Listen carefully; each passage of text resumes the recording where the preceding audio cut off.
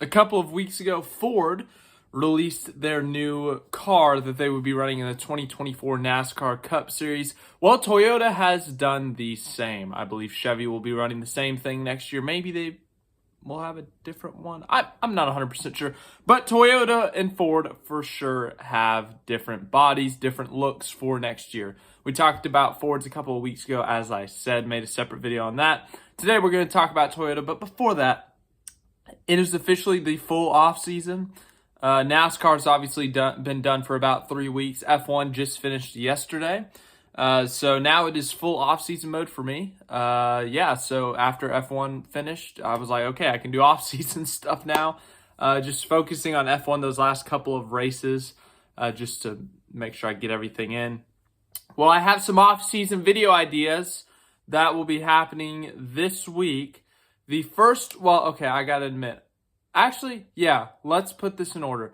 Tomorrow, I will be doing a video game. Actually, I don't do a lot of that on this channel, but I've done this before. It's a game on the iPod phone. It's called Real Racing 3, and they have a new NASCAR section. They've always had NASCAR, but they wait forever to do the new update. Well, I have the updated NASCAR version. I'm going to show that to you guys, show you the paint schemes, the tracks, the international tracks that you can run on, and so that'll be cool. And then also the other video idea will be Wednesday, and that is one I've been looking forward to making. I thought about this about midway through the F1 season. Top 10 national anthem performances in Formula One in 2023. That's right. I love national anthems. I think they're fun. Let's judge some of their performances and give you the best 10 of the season. There were 22 races this year, so are you in the top half or are you not? But let's get back to the news part of this actual video. Toyota, here's a picture of their new car.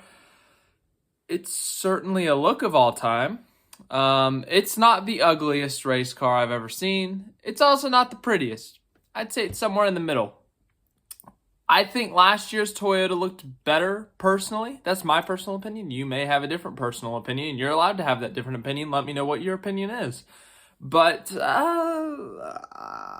I just don't like it as much as last year's. It reminds me a bit of the 2011, 2012 Camry. The last couple of years of the, the Car of Tomorrow. And once again, like, not super ugly, but not super pretty.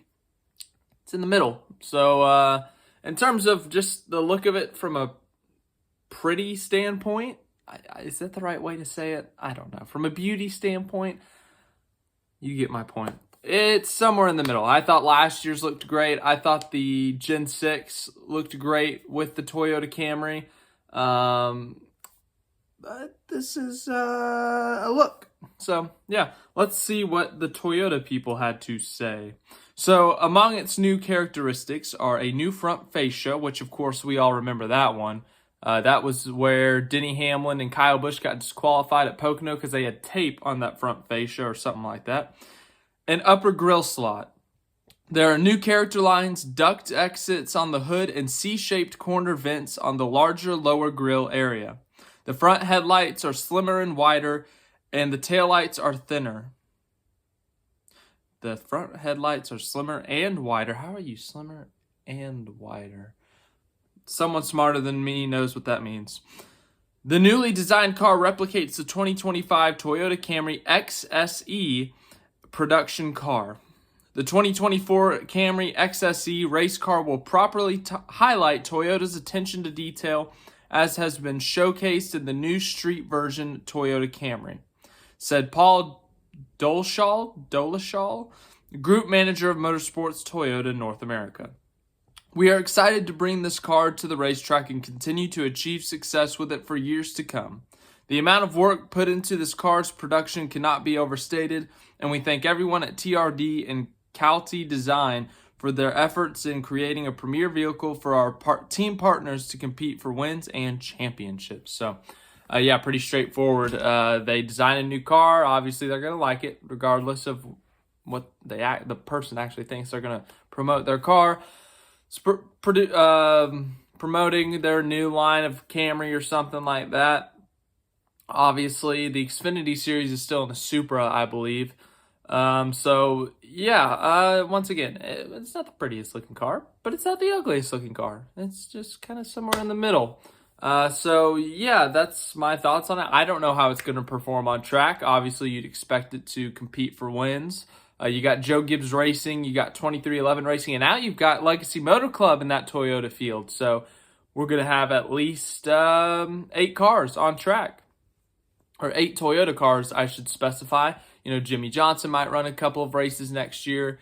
2311, will they bring the 67 back at all? So we could see a few extra Toyotas in the field every once in a while. But for now, we know for sure 8 Toyotas in the field every week. And we're going to see a new look for Toyota. We'll see how it goes. We'll see how good they do. It's the same story for Ford.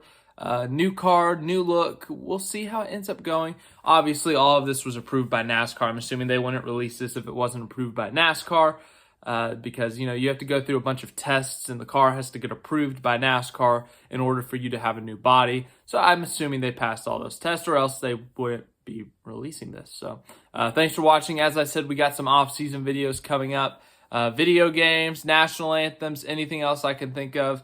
If you want updates, I talk about updates in the community posts a lot.